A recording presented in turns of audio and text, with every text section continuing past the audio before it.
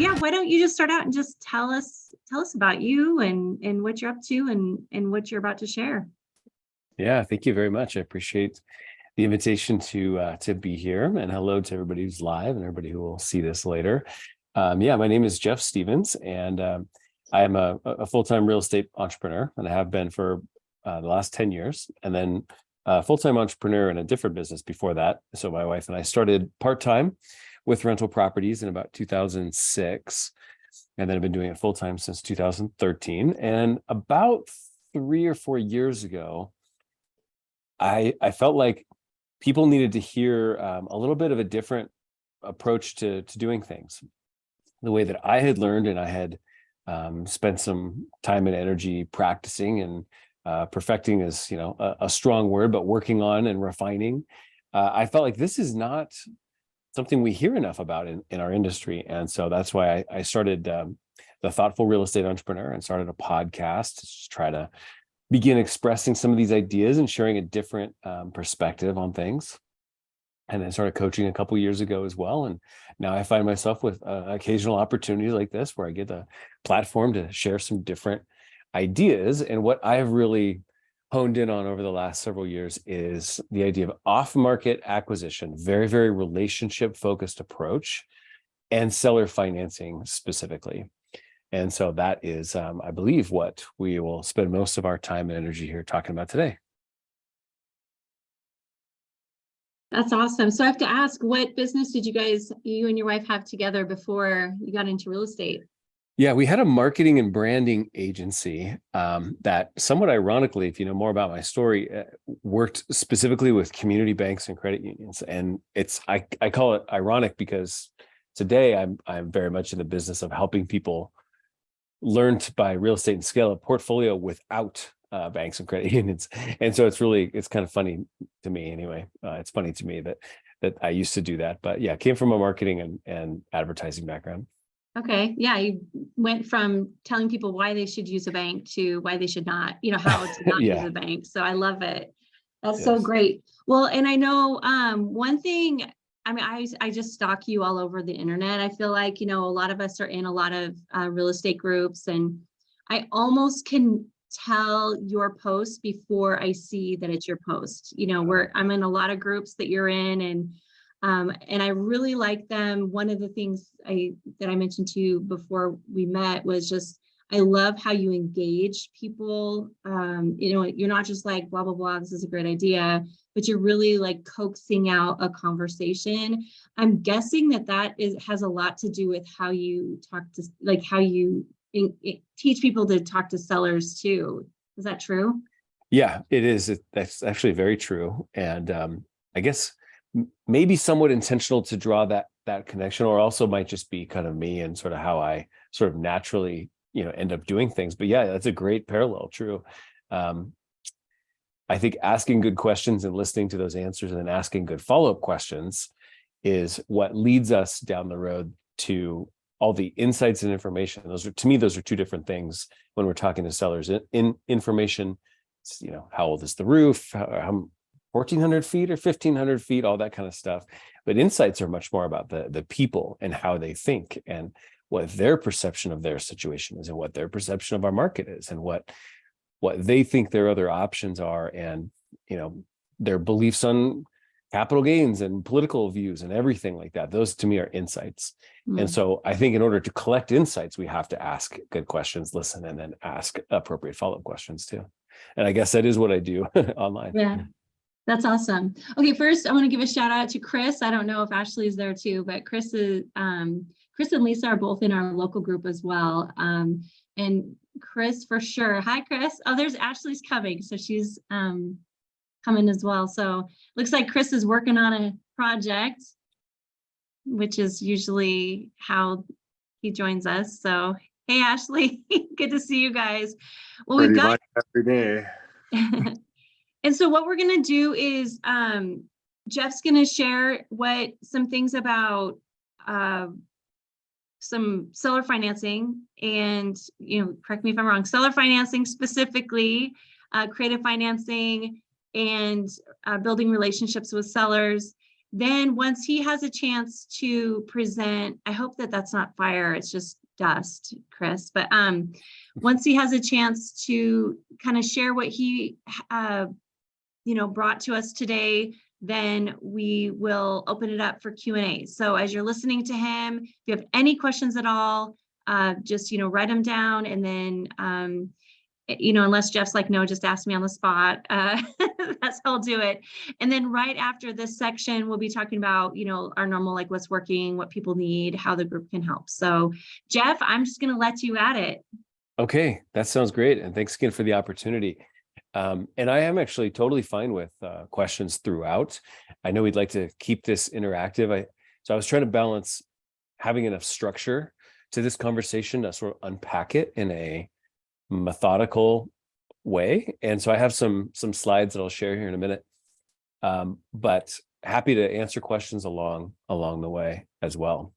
And so you can use, once I share my screen with the slides, I may not be able to see like you going like that literally, but if you want to use the digital hand raise, or Tiffany, if you want to moderate in some way, just give me a shout and make sure I see it. Yeah, and feel free to use the chat too. So I'll be watching the chat as well. So, and this is my husband, Dwayne, by the way, Jeff. I think everyone else has met him, but yeah. Good to meet you. Good to meet you. So, I think about this talk, and I feel like, every conversation, I want to go deeper. I gave a longer version of this presentation. It was about an hour last week. And even it feels like, gosh, I wish we had 8 hours instead of 1 hour. So I trimmed it way down, but I wanted to hit a few of the main points. And I feel like my goal is to maybe just get your wheels turning a little bit tonight. I mean, we're not going to solve the world's problems here, but if you can walk out with something stuck in the back of your head, so that if you're eating dinner later, you're like, wait a minute, like I can't stop. There's something is prompting some different thought maybe than normally has. So I like to think about this as relationships being a key that unlocks seller financing acquisition opportunities specifically.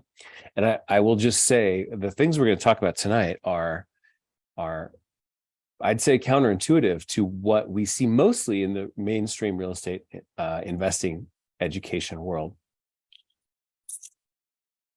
I just realized I had my headphones backwards.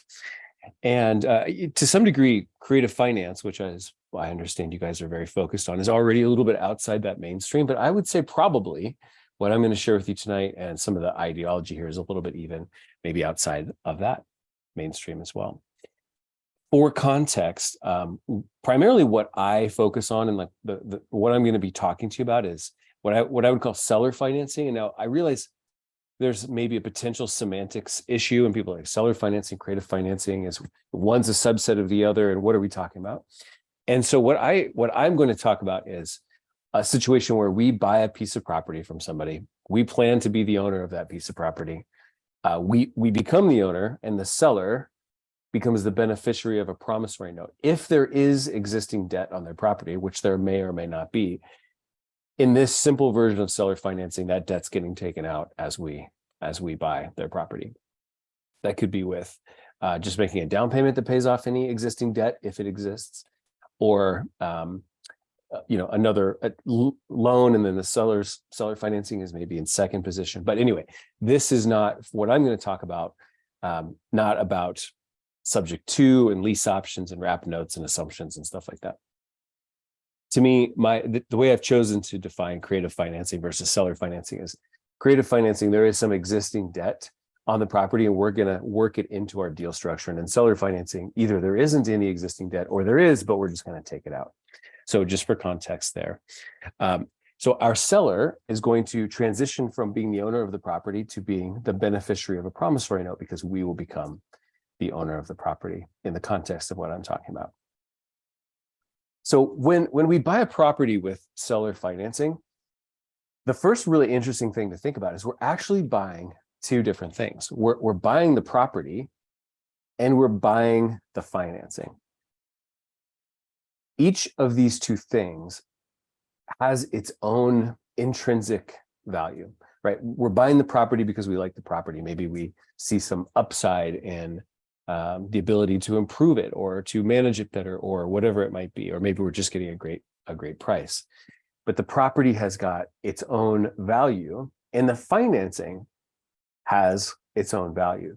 When I look at the world of real estate investors, we see a lot of people asking questions, and they spend a lot of energy getting the loans. In fact, that might even be more of the energy they spend is like, how do I put myself in a position and package myself and look correctly so I can get a loan? Well, when we buy seller financing properties, we get both things. We get the loan and we get the property. Now, here's the interesting thing. If we buy a piece of property with a bank loan, or any other type of private loan for that matter, the loan, or the property rather, and the loan, they are tied together. They're married together. A due on sale clause keeps them held together. You get rid of the property, you get rid of the loan. But with seller financing, these two things that we buy each have their own intrinsic value, and they don't have to remain together. They might come together, but if we know what we're doing with what I call supercharged seller financing, we know how to separate these two things. And so we like to think, first of all, of this process of buying two different things that are actually both valuable. If you can negotiate a 3% interest-only loan for 30 years, that's a great loan. Why would you want to pay that off? That loan by itself has got a lot of value besides, and even separately from the property that you might be buying when you get that loan. So there's kind of, I would say, two categories, maybe you'd say, of seller financing. The first one is what most people, in my experience, think of seller financing as. Seller financing is what the seller does when they need to somehow grease the wheels of selling their property. Like, gosh, now there's not a market for my property, or my property is not financeable, or my property is not desirable, or I want too much for my property, and because of all of those shortcomings, I have to offer seller financing. Well, that's one reason seller financing happens, and that's all well and good. And in the last sort of market cycle, right, let's say in the last 7-8 years or whatever, there hasn't been a lot of that because it's been overall a seller's market, right? So the people who bring this mentality that says sellers only sell their properties with seller financing when they don't have any better options feel like seller financing has not been possible in the last few years. But there's another reason, another category of seller financing. And when seller financing is done when it's the savvy financial move for the seller, those can be reasons of capital gains deferral, wanting to sell a property and continue to get an income stream without the responsibility of management. The ability to sell a property, defer capital gains, but not need to go find a replacement property, right? These last 7 or 8 years, when it was a great time to sell, maybe it wasn't by some of our sellers' minds like as good of a time to buy. So they were thinking, I don't really want to do a 1031 exchange. And so in the last several years, this second reason has been a main factor why there have been actually lots of seller financing deals. And so we talk about what's going on right now in the world, though. Interest rate market has changed. Obviously, to some degree, inventory has changed. Maybe the market has slowed down. Maybe there's been a shift from sellers back to buyers.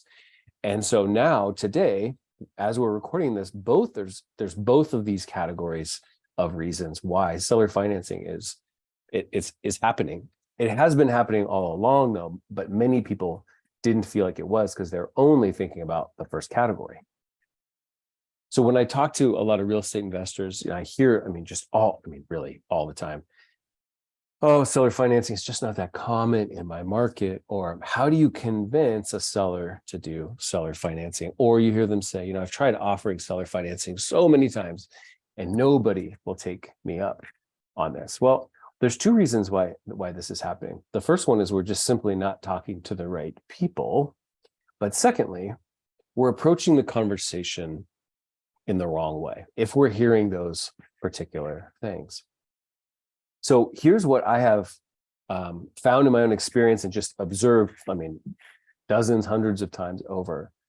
The secret of why people are having this experience of trying to buy properties with seller financing and not having success. There's one unbelievably consistent mistake that I see people make all the time when they're trying to buy properties with seller financing, but hitting brick walls. And it's this: an investor buyer who wants to buy with seller financing shows up into an opportunity, a scene, a conversation, a negotiation And they just make it so insanely obvious that seller financing is what they want, rather than the alternative, the much better alternative, which is leading the seller to their own conclusion that seller financing is what they want, that seller financing is actually in their best interest. So, they show up in these scenarios in a listed property or in someone's living room, and they might as well just have like a stencil on their forehead that spray painted. It just says like, I want to buy your property with seller financing. And so what happens when we show up being so obvious and transparent about that? It comes across as very, very self-serving. It comes across as very, very premeditated. And it ends up ultimately coming across as, I'm going to make this offer to you no matter what our conversation is, because I've decided well before I ever even met you that that's how I want this to go. And that would be sort of like a doctor. Like if you walked into a doctor's office and the doctor walks right into the room and she looks at you, you haven't even said a word yet. She looks at you and says, I'd like to prescribe you some, Rogaine. And you step back and you go, would you like to ask me some questions first? Maybe there should be a diagnosis before there's a prescription, right? And in medicine, that would be malpractice. But in real estate, that's totally common, right? So we show up and we make it way too obvious that seller financing is what we want. But if we do this better, if we do this the right way, if we unpack the conversation correctly with sellers, then what we find is that the right ones can be practically asking us to do seller financing with them. For them, they're asking us to buy their property in that particular manner. But it's a matter of opening this conversation with them in the correct way. So what does that mean? Like, how do we approach the conversation in the right way? Well, I would say just in a word, it's with relationship. Of course, there's a lot more to it than that we'll start to unpack a little bit here now, but it's with relationship. My whole kind of central thesis, I would say, I like in this conversation as well as in most things that I do working with people, like as a educator or coach, is that if we actually design our entire acquisition and finance strategy, like those two things should go together. Our acquisition and finance strategy, if we design it around relationship development directly with sellers, it will create better outcomes for both us and for the sellers. So what that means is, that expression, start with the end in mind. Well, if we start with the end in mind, which is to have a relationship-based conversation, and we build everything else out from that, working towards that particular end, my experience shows that creates better acquisitions for us and better sales for the sellers, and that those two things are not two different ideas in conflict. That us getting a better deal does not mean that they're getting a lesser deal at all. So that's kind of the central idea that sort of flows throughout everything that I want to talk with you about tonight, or any other time we might talk. So here is kind of the key strategy. Let's just think about first, like, what do we tend to do in the normal real estate, process, right? We want to go buy a property. So what do? We go out and we look for property. Maybe the properties are listed, maybe they're not listed, but we go around and we say, oh, property, I like that property. Then we reach out to the seller or potentially a seller's agent, but ideally even the seller directly. So property first, seller second, and then we make an offer with seller financing. But we do so without having any clue about whether seller financing actually makes sense for that seller, right? We make that prescription without any modicum of like a proper diagnosis to make sure that prescription would actually make any sense for them and help them get where they're trying to go. Would it address their symptoms in any way whatsoever? And we have to stop and say, yeah, that sounds normal. Go find a property, talk to the person selling or representing that property, and then make an offer. But how is that going? Well, it's going this way. It's giving us all this stuff. It's making us feel like seller financing just isn't, it's not that common. And we can't get people to do this.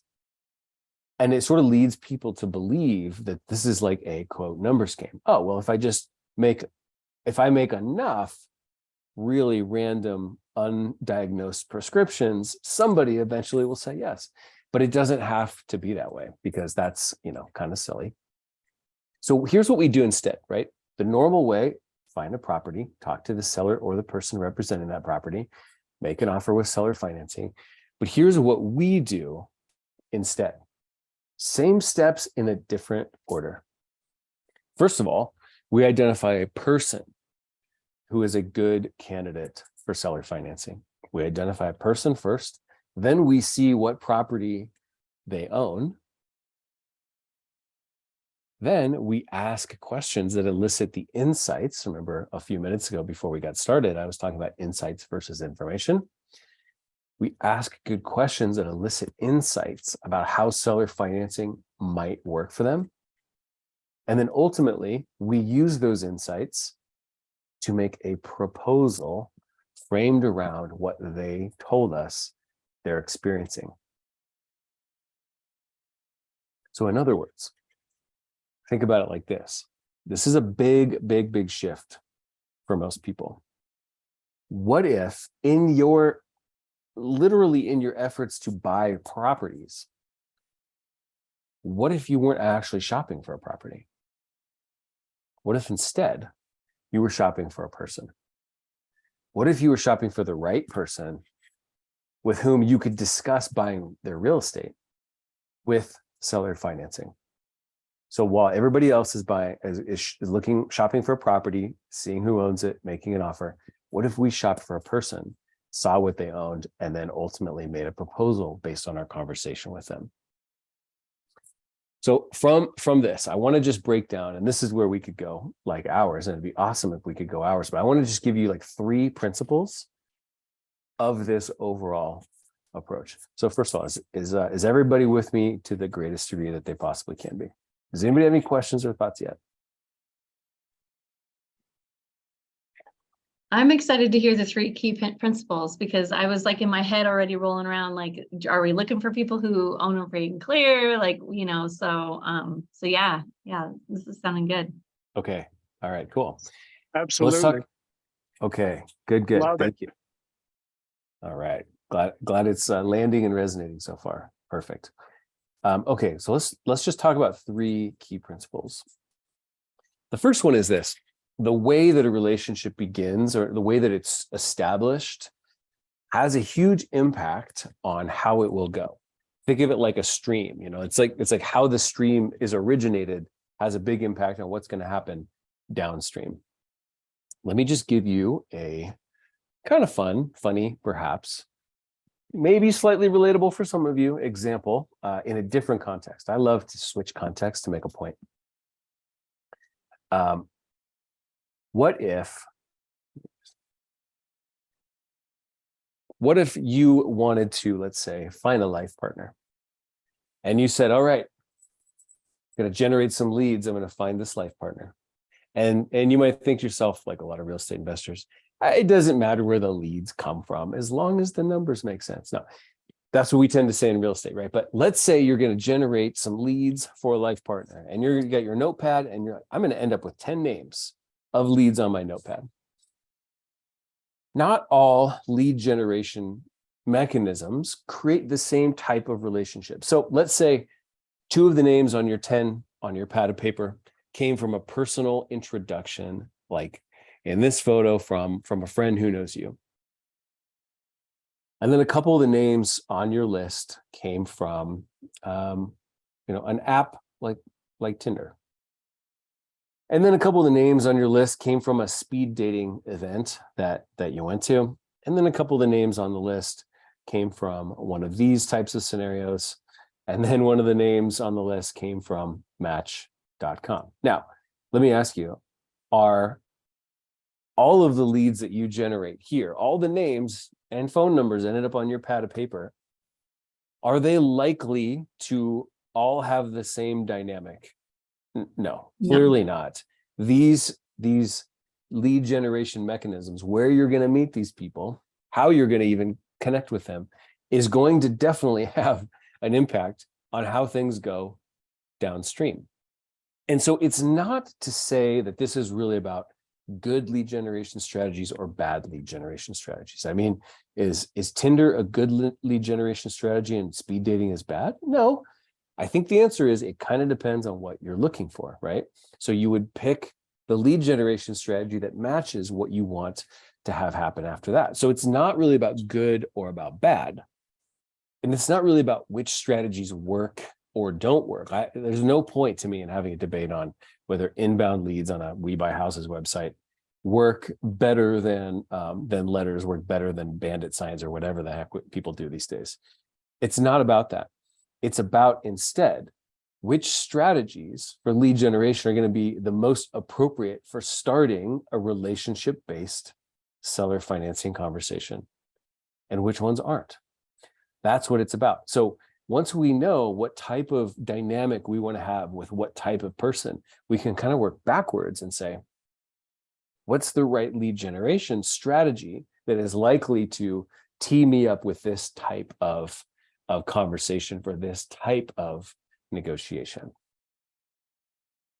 So our first idea is that how we meet somebody, how we meet a seller, has a huge impact on how that conversation is going to go. So we better be very thoughtful and very deliberate about choosing the right way of connecting with them so that it fosters, it sets the stage for the type of conversation we want to have, relationship-based personal negotiation, to ultimately navigate this seller financing acquisition.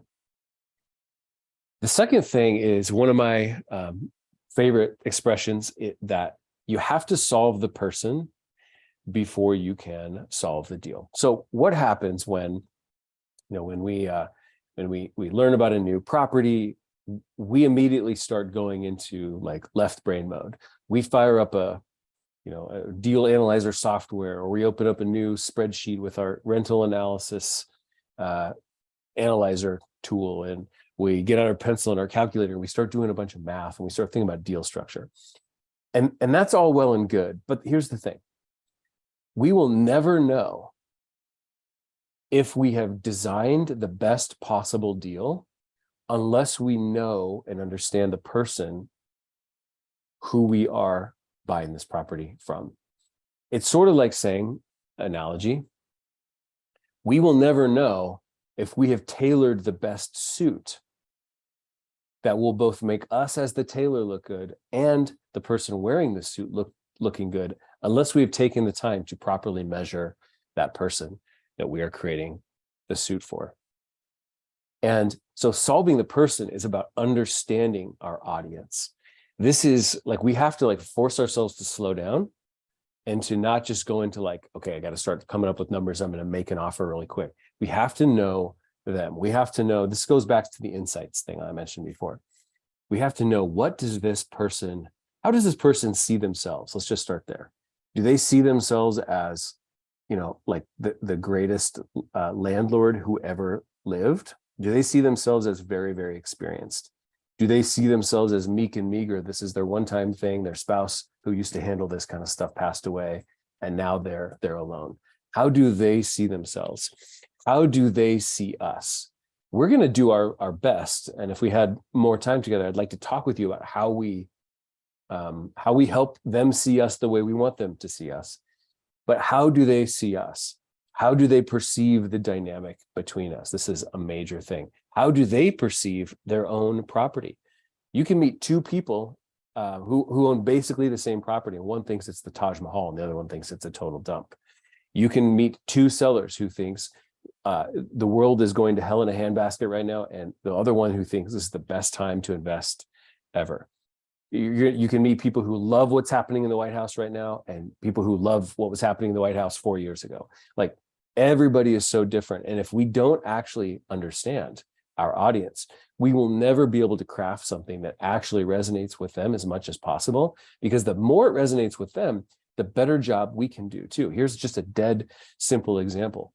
If we don't know a seller's attitude about capital gains tax, if we don't know what's actually most important to a seller when crafting a deal, we might just go off and,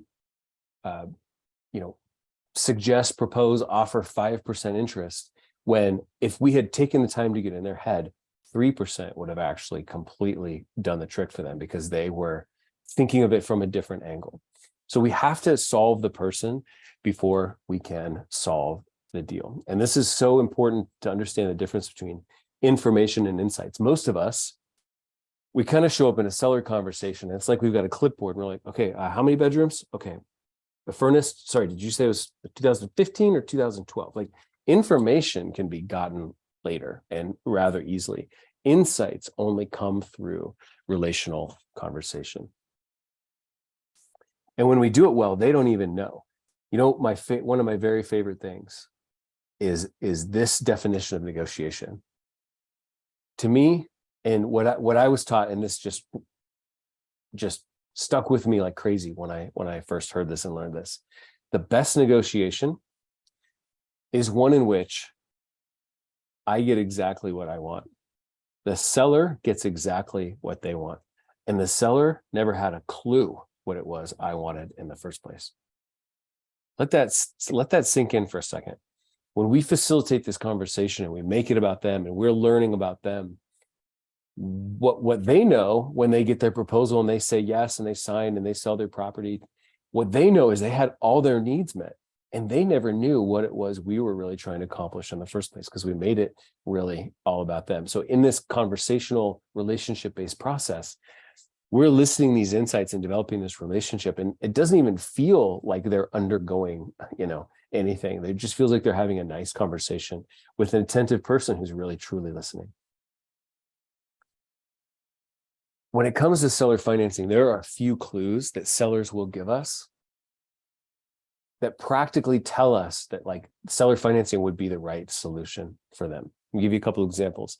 When a seller says, I'd love to sell this property, but the capital gains tax would kill me, they're practically asking for a proposal for seller financing. Furthermore, when they say, I'd love to sell this property, the taxes will kill me, and frankly, the idea of buying a replacement property sounds like a real drag, now they're just giving us, they're saying all the things that make us know that this would be an excellent solution for them, right? We're hoping to prescribe them with a certain thing, and we're waiting to hear the diagnostic language. This is the diagnostic language. When the seller says, I've had this rental property for a long time, I like the income. That's actually why I bought it in the first place. I sure would hate to see the income go away. I don't feel great about what's happening with the banks. I don't really know what to do with the money. I'm not a stock market person. How do I know I'm not going to stick it in one of these banks that's going to go belly up right now? This is like the diagnostic language that if we know to listen for, now when we go back to make our prescription, it's like perfectly tailored to what they told us they're feeling and experiencing. Yes, excellent use of the raising hand. Thank you. So my question, so if someone says, hey, I don't want to let go of my income. I mean, that's one thing that I run into a lot is, especially with people who have rentals, that they're like, I don't want to see the income go. How do you, and maybe you're going to cover it later and just give me a shout if that's the case, but how do you respond to that as far as what if, because the other thing that we run into is they're like, oh, well, why would I just take payments from you? Obviously it's less of a pain in the butt than fixing toilets and the deferred maintenance that they've allowed to happen. But have you, other than those kind of things, is there any kind of, magic words that you say to help that in that situation?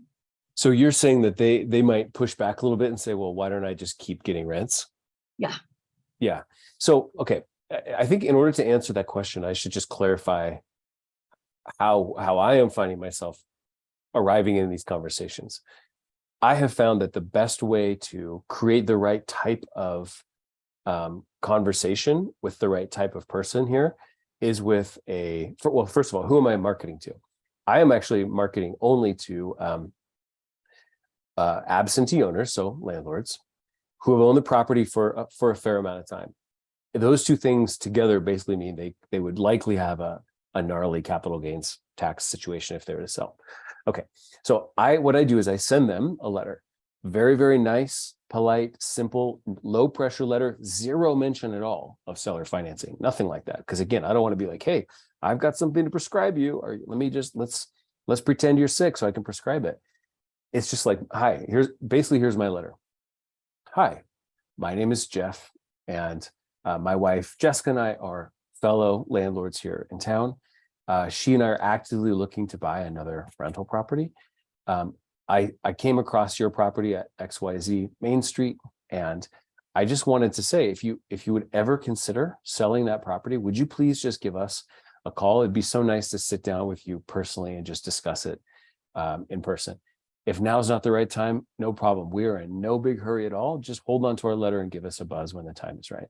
That's pretty much literally what it says. So it's very, very low pressure. And so what does that do? It creates a balanced power dynamic. When the seller reads that, they're like, oh, this person is like me. They perceive me as a peer. Peers are safe. Nobody but when somebody gets a glossy yellow postcard that says like, we want to buy your house, like there's immediately this feeling like, oh my God, I'm the gazelle, they're the lion, and they're seeing an opportunity to take me down. This is like a very balanced power dynamic on purpose. So they call. So I know, so all of that is preamble to say, I know that when they call me, I'm pretty sure if they call me, there is motivation there. Now, the motivation, they might not be wearing a t-shirt with like the motivation like plastered across. It might take a little work. And sometimes I kind of hope it takes a little work for me to ascertain what that motivation is, because I know I'm willing to do that and I'm good at that, whereas maybe not everybody else is, other buyers. But I know that there is motivation. Like they're probably not just calling me back because they're lonely and trying to make a friend. They're probably thinking there's at least like an iota of chance here that if I call this Jeff guy, maybe life could be better in some way. So as I'm talking to them, right, and that question maybe comes up, first of all, I would say if they say that in the conversation, I never respond. To me, like there's the eliciting insights part of the conversation in which I am a sponge. Any words that come out of my mouth are questions and not responses. So if they say, if they say something about like, yeah, I mean, I do like getting the income, or I know I could sell it and get payments or something, but I guess I could just keep renting it. I would just go, and like keep it to myself. I'm just taking it all in. And then later I will present a proposal to them later. At that point, I might suggest to them, I was thinking about what you were saying about how you wanted to continue to have income and you kind of hate to see the income go away. And I was also thinking about when you first called me, you mentioned how it's time in your life to be spending your time doing different things. And I was like, gosh, there must be a way that we can do both of those things together. And so I've come up with this idea and I want to run it by you. I would like to buy this property from you and become the owner myself. So you have no more management responsibility, no more maintenance responsibility, no more worrying about the property taxes going up or anything like that. And then I would like to make payments to you. So you're receiving this, it's about the same as you were getting from rents, blah, blah, blah. So my long answer to that question is I wouldn't actually respond in the moment personally at all. I would resist the temptation to respond. And instead I would go back and I would present this sort of alongside what I know their other motivation is, which is to move along in their life. What's really interesting is actually not that, well, it's not that surprising, but it's striking, I should say. When you start talking to these people, when you pull those lists I just mentioned, absentee owner, owned the property for 10, 15, 20 years or more, there becomes a very clear avatar that emerges. This person is like 70. They're not often in a bad situation whatsoever. They're just at a point in life where like these rentals have served them great, but now it's time to do something else. The grandkids moved 2 states away and I want to spend time with them. Or, or my spouse is not cool with me being on the ladder all the time. I don't really mind, but that, it's more of these types of things, right? People are always moving away from something or towards something. And as real estate investors, our whole industry is just so focused on like, oh, talk to the people who are moving away from something. Like they're running from foreclosure, they're running from this roof that needs to be replaced, or they're running from a tax situation. And a lot of times our best seller financing candidates, they're not running from anything. They're in a pretty sweet spot, actually. They're just moving more and more towards something else that they want. So anyway, see, if you wind me up, I could talk. Yeah, no, that's helpful. But That's true. It's like two completely different approaches where you're looking at either highly motivated sellers or good candidates for owner financing. Martha had a question also. She said, aren't you concerned that if the seller sues you for anything, they can sue you personally because you're introducing yourself versus the business? And then what do you say if they, like what if they're concerned, like what if you don't pay, I think is what, and Martha, feel free to jump in if I'm butchering this, but so those are two questions that Martha had. What if they say, like, what happens if you don't pay, kind of thing? Mm-hmm. Yeah. Okay, let's start with that one, because that's a really good one and very relatable, and it absolutely will come up. So I always like to tell sellers when I'm making this kind of proposal, like, let me tell you about some of the protections that are in place here, because it should be more than you just feeling comfortable with my smile and my handshake. One of the things I actually like to say even is, I might say, seller, Bob, I won't even let you say yes to my proposal until you know as much as you possibly can about me, and you're sure you feel comfortable with us. When you say something like that, like, I won't even let you say yes to this, like that by itself engenders trust, right? Because the thought process in their head is like, people who are trying to swindle me will say whatever they need to get me to say yes. This guy just put a roadblock in front of me saying yes. Thus, this guy is obviously not here to swindle me. So I like to make that statement, like, I'm not even going to let you say yes or sign anything until you're really, really clear on who I am and you feel really good about us. So first and foremost, the first thing we need to clarify is that when we buy their property in this manner, you could call this an installment sale. We're talking about promissory notes and trust deeds. I'm going to become the owner of the property, and they're going to become the holder of a deed of trust that's recorded with the county. So it's going to say that there's going to be a document recorded with the county that is a public acknowledgement to everybody around that says, Jeff has pledged this property as collateral to secure his promise to repay Bob for this. And the truth is that this is actually exactly like it would work if you were buying a property with a bank. Right? The bank is not the owner of the property, but the bank does have that deed of trust. So I actually like to relate it back to that, because that's probably a pretty relatable thing. Bob, when you bought this rental in the first place, remember you had that Wells Fargo loan you told me? Well, in that case, you were the owner and Wells Fargo had a deed of trust. So if you stopped paying your payments to Wells Fargo, they had a process to use that deed of trust to make themselves whole.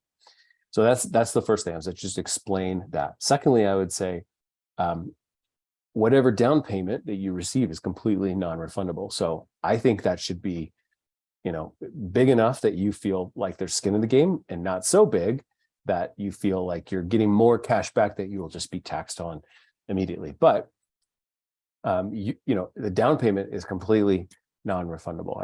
I would clarify that. I would say we have an insurance policy, or we will have an insurance policy for this property that you will be named on as a lost payee. So if worst case scenario, there's a fire or a flood or something like that, the insurance company knows that you have an interest in this property. And so you'll get too much mail from them, trust me, keeping you up to date on what's happening with this insurance policy all the time, et cetera. So I would explain several things. I think it's also very powerful if you voluntarily provide some information about yourself financially. It could be a simple credit report. It could be a balance sheet. It could be copies of tax returns, things like that. But as you do more of this, I'll tell you the number one thing that will become the most valuable way to get a seller comfortable with this is a list of previous people whom you've bought properties from, and who can vouch for you as like, yep, absolutely, every payment right on time, exactly as promised for the last several years. That to me has become the the most valuable thing. I can just go, great, how about I email you 10 names and phone numbers, and you just make some calls and then let me know how you feel about it. So there's kind of a positive snowball effect that happens with that too.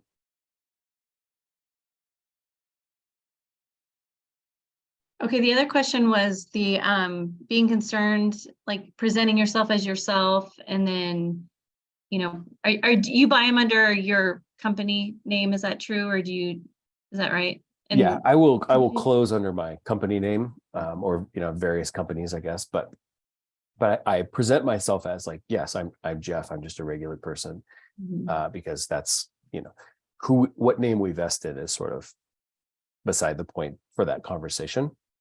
We might even create a new entity just for that property potentially as well.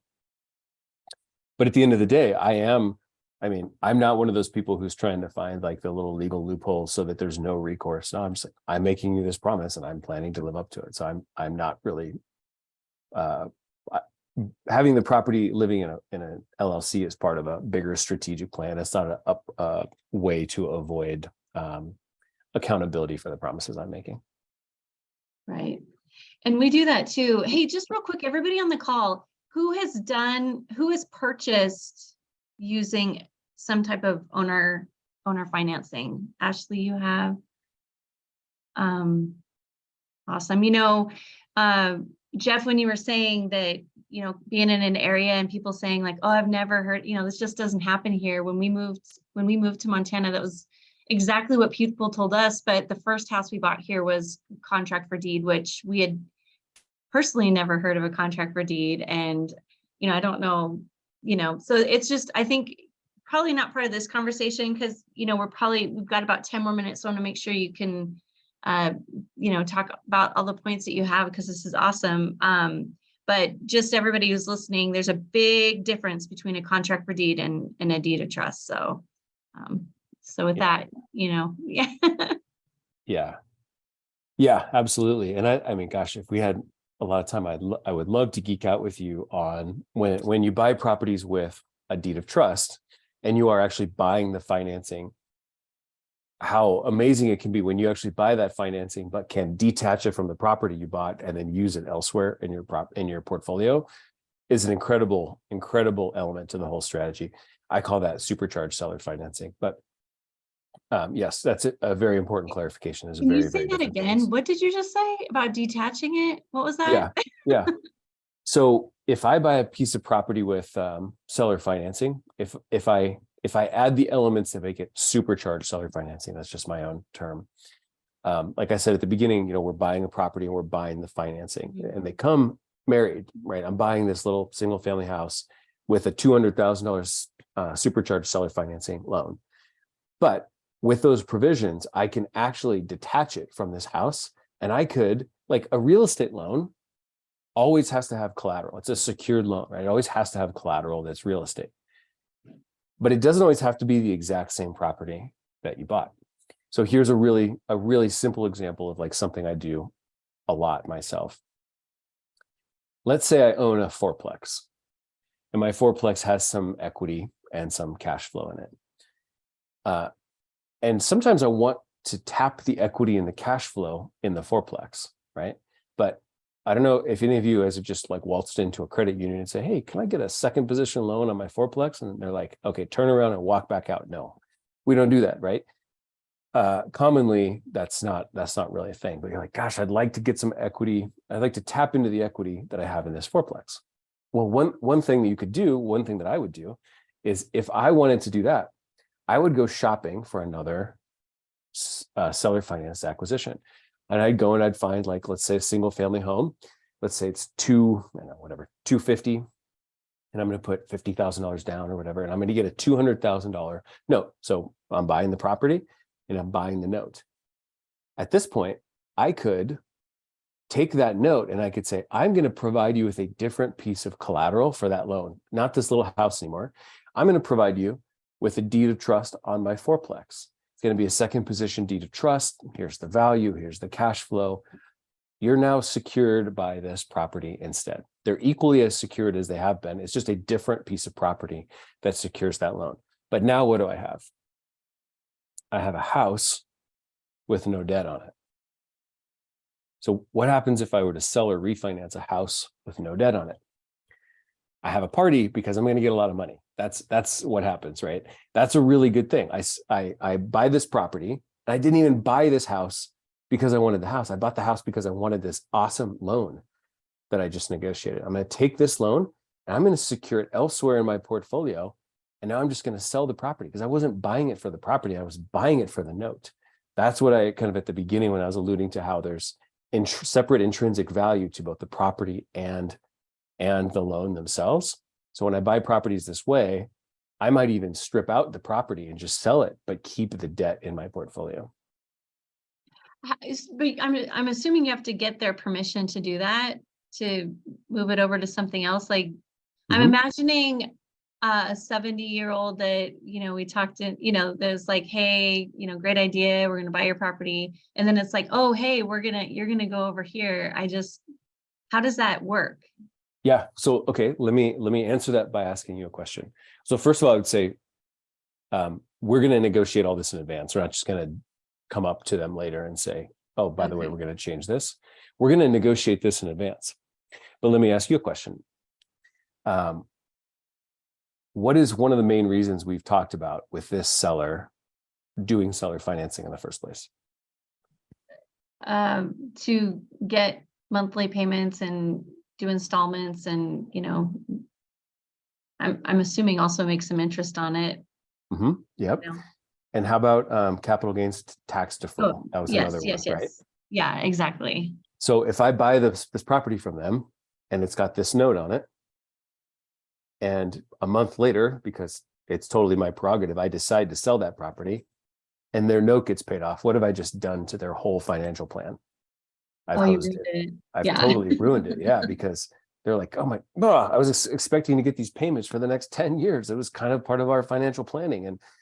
And my goodness, we're going to have to pay $75,000 out of the $200,000 to the government for that would actually be really a disservice to them. When they sign up, when the properly motivated person, like with properly motivated meaning when the right things matter to them that we're looking for, they sign up for this seller financing loan. They're not doing it reluctantly at all. They're doing it absolutely willingly. They do not want it to end. It'd be like, just walking up to somebody and just pulling out the rug from underneath them. It would be really a bad thing for them.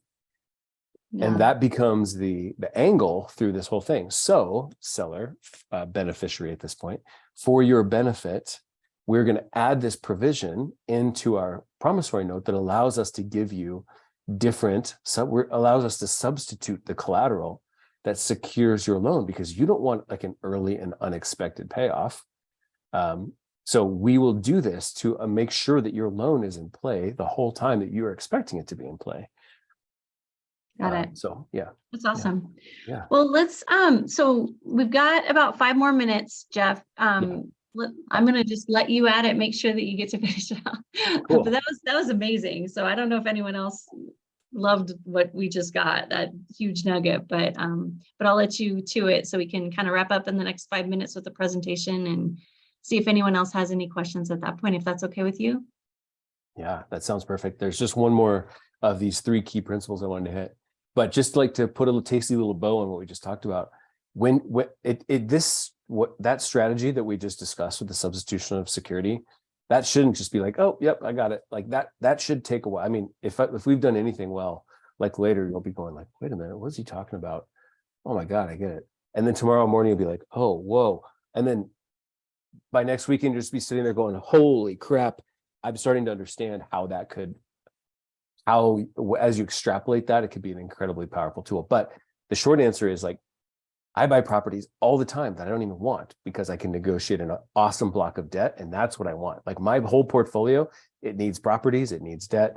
Like, let me go buy some properties, let me go buy some debt, and I can mix and match those. Anyway. Okay. Principle number 3 of 3. We need to frame our proposal as the perfect answer to what they told us their situation is and what they told us that they want, right? So there's a big difference between a proposal and an offer, and it's not just potato. An offer, our common language, obviously, in real estate is It's basically saying like, well, I thought about it. Here's what I'm willing to do. Take it or leave it. Or counter. Here's my offer. Oh, you're going to give me a counter offer? Okay. But a proposal is very different. An offer is all about me and what I'm willing to do. A proposal is all about the seller and what they're trying to accomplish, right? So a proposal is framed in terms of here's what you told me you want to accomplish. And here's my recommendation for how we're going to get you there, right? The proposal is the thoughtfully presented prescription based on the diagnosis that they shared with you through your really great questioning, right? So this is the doctor saying, okay, well, you mentioned you're experiencing this symptom and you mentioned you're experiencing that, and you want this to be the case. And so based on that, what I'm recommending is that we do the following. And a proposal in real estate can be absolutely the same thing. And in my mind, absolutely should be the same thing. But you can't make a proposal unless you took the time to solve the person in the first place. So here's like a 1 minute role play on here's like a great proposal presentation. Might say like, Betty, okay, we've been chatting for the last few weeks here. And what I understand that you're really primarily trying to accomplish is this duplex has been great to you, but you want to be able to spend time with your grandkids in Arizona. And they just moved there a couple months ago, and you want to be able to spend time with them. You appreciate the income that the duplex has provided you, but it also kind of feels a little bit like a tether to where you are right now, and you want to feel free. Does that sound right? Did I understand that correctly? And and Betty's going to like lean forward and be like, yes, thank you. You were listening. I really appreciate that. And then I would say, Betty, okay, is there anything else? Is there anything I left out of there? Anything else that's important to what we're trying to accomplish here that I missed somehow, or that's additional to what I just mentioned? Just say, no, you got it. Okay. So Betty, what I was thinking about here, I went back, after our last meeting, I went back to my desk. I got out a nice sharp pencil, poured a fresh cup of coffee, and I sat down to do some brainstorming. And I was asking myself the question, how can we help you get from here to Arizona as soon as you can, as soon as you want to, and sell this property, but then not give yourself this big burden of figuring out how you're going to generate the income that the property itself used to serve for you. So I tasked myself with trying to figure out how to do both of those. Does that make sense to you? She's going to say, yeah, absolutely. That sounds right. That's what we're trying to accomplish. Great. Okay. Then here's what I think we should do. Now, Betty, I am not a take it or leave it kind of guy, but I want to give you what I think is the best plan here. And then I want your feedback, and we'll hopefully massage it and work through it and maybe come up with something that works for both of us. Does that sound good? She says, yes, that sounds great. Okay. So what I'd like to do is I'd like to buy your duplex. I'd like to pay you $300,000 for this property. I'd like to give you $30,000. Now, I know you don't, as a down payment, I know you don't have any debt that we have to pay off. You're going to have a few bucks in closing costs.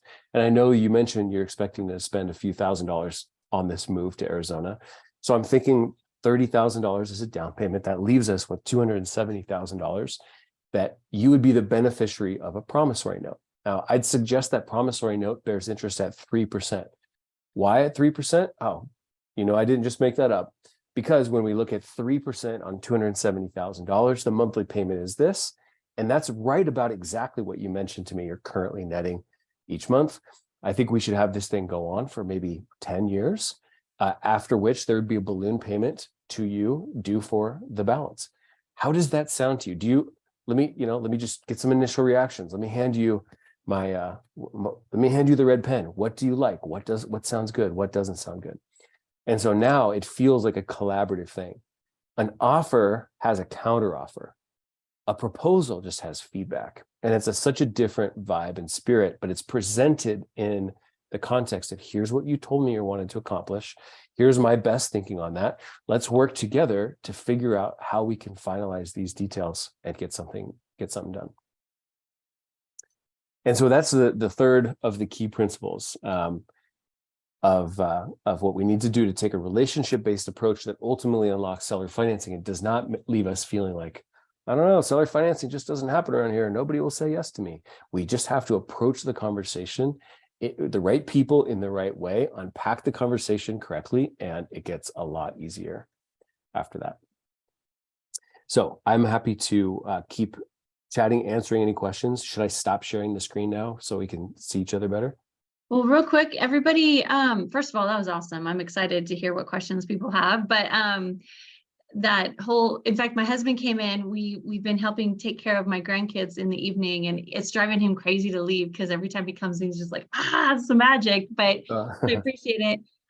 So if anybody wants to take down your information real quick, and like I said, we'll ask questions right after. How do you help people without, like, what's your role? Do you like coach people on creative financing, on real estate? What do you do? Yeah. Well, thanks for asking. Primarily what I do is I teach people, I coach people through this. It's a fairly linear process of buying an off-market property with seller financing, ideally supercharged seller financing. And so in the process of that, all sorts of stuff comes up, from property management questions to how does a lease option work and stuff like that. That's a little bit off topic. So we have plenty of room to talk about that, but the core focus is like a track that says we're gonna put this, think of this like a conveyor belt. You're gonna step on the conveyor belt, and the idea is when the conveyor belt ends, you will have a off-market seller financing property in contract. But it uses this approach. So it's sort of set up like watch this video, do this thing, watch this video, do this thing, but it's meant like to figure out who should we be marketing to, exactly how should we market to them. What should we say when they call us? What's the next goal? Like, what do we say when we show up at their house, and how that conversation? When can we finally get to the numbers? How do we present that? How do we negotiate beyond that? So I would say I try to keep it pretty finite and outcome oriented, which is like buy a rental property off market with seller financing. Okay. Well, yeah, I think let's go ahead and we can stop the screen sharing and just open it up. I think Martha had another question as well, but who's got questions? Ashley, do you? I see your face again. Yay. She does. Do you want me to unmute you while you're driving? You want me to see if I can do that? Okay. Can I do that? Do I have that kind of power? I think I have the power. Okay. So quick question. So we've done one seller finance contract for deed situation. Went really, really well. Then it burnt down a year and a half later. But my gal got paid out, so she was stoked. When I called her to tell her the bad news, she's like, "Great, I wanted a new deck." Oh, okay, cool. So she was, again, very happy. But one of the things that I kind of get over and over when I talk to people about it, even when I talk to, because I'm also a real estate agent, and I always kind of throw it out to my clients, like, "Hey, is this something from a marketing standpoint you would want me to be able to tell people as well?" So I have two different avenues I go with that. And a thing I hear a lot, and I'd be curious like what your script is. And again, I think it also goes back to their motivation. Like, well, I have this friend so-and-so and they got screwed over, or I've always been told they're bad and you should never, like, so I get that roadblock, and maybe I just don't talk to the right people about it. I think that's probably a big part. But what is a script or something that you use? Because I tell them, like, well, we'll get an attorney, like you'll have everything looked over, and they just really get that, I don't know, that it's a negative thing vibe. So what do you do with that? Yeah. So, okay, I think there's a couple of answers. I mean, first, to your own point there, it definitely depends on who we're talking to and how we, I guess, arrived in that conversation. Because first, I mean, the truth is, like, if we're talking about the prescription medicine diagnosis thing, like, this medicine just isn't right for everybody. Like, and we sort of have to, acknowledge that and be okay with that. So it's more a matter of trying to reverse engineer, connecting with the people who it is right for. The other thing is when I hear that question, which I do end up hearing a lot, it usually indicates seller financing has been brought up, in my opinion, way too early in the conversation.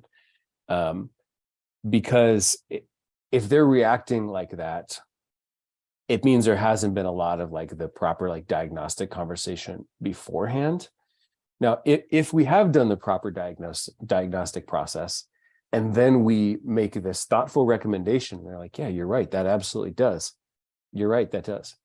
But my cousin or my neighbor or my uncle said bad things happen.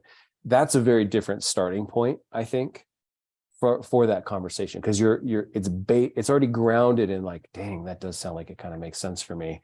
And now we can say, great, I want you to be 1,000% comfortable with what we do. So let's just pull apart the concerns here, and then let's work together to address each one individually. Okay, like specifically, what did cousin Eddie, what did he say went wrong in this before? Let's just unpack this, and this. We'll talk them through. I also just like throughout all of these conversations, I just like to remind people, like, you know what, this is a conversation. This is not an obligation. This is probably, free. It's food for thought, and it's probably worth, the next 15 minutes of your time to have this conversation, even if you choose not to do any of this. This is just for your consideration. Like it's almost like lowering the stakes with them a little bit. Like, okay, take a deep breath. I'm not putting a pen in your hand to ask you to sign anything. Let's just hear. I want to make sure I understand unbelievably clearly what you're feeling uncomfortable with here. We'll take it one at a time, and we'll see if we can check them off the list. And if we can't, then you'll know you've said no with all of the available information, and you'll rest super easily tonight knowing you made the right choice. Yeah, thank you. That's awesome. Anyone else? Martha, did you want to ask your other question? You're on mute still, but.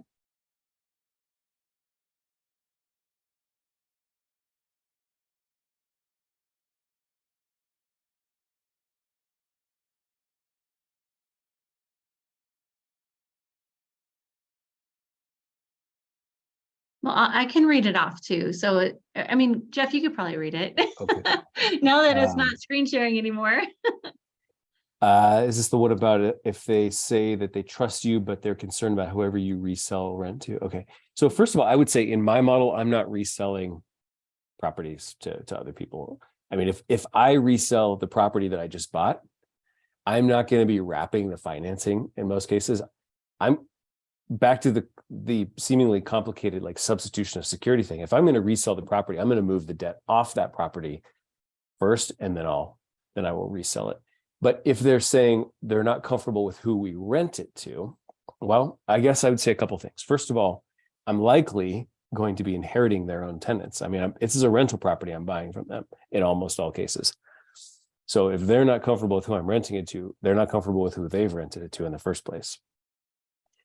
Secondly, I think I would probably try to, like, from almost like a resume credibility side, I would say, well, let me show you the other properties that we have and tell you a little bit about those so you can get a sense for what our portfolio is like and how we tend to manage things. Because I think if you see the rest of my portfolio, you'll be pretty pleased. You'll feel good about the company that your property is in with the rest of our portfolio. I might talk a little bit about how we do management. Like in my case, I actually employ like a W-2 staff person who is my in-house property manager. So I might kind of go into that just a little bit too, which I hope would add some sense of credibility. This is not like a fly-by-night thing. I'm not just doing it myself in my spare time, and I'm not just outsourcing it to some nameless company. Like this is a very high quality, or a high touch kind of a scenario. Yeah. That's awesome. I know a lot of times I'm always thinking at least the people we've talked to who've had rentals for a long time and they're considering selling, usually they're sick of their own tenants. So they're like, take this over. And so a lot of times they're just, they know how tenants can be, and, they are just glad that it's not their problem anymore. Mm-hmm. But that's a good question for sure. I'm going to have to step out. My wife is ready for me to join her for dinner, but I sure appreciate the opportunity to be here. And thanks again. I don't want to interrupt the rest of your conversation, but I just want to say goodbye. Thank you. This was awesome. I'm so glad we're going to be putting it up as a recording, because I feel like I'll be transcribing your your letter that you sent out. And then, obviously adjusting it for us, but I love it. It was really valuable information you gave us. So I appreciate it. I'm so glad. I appreciate the opportunity. Thank you, Jeff. Yeah. Thank you guys all. Have a good evening. See you online.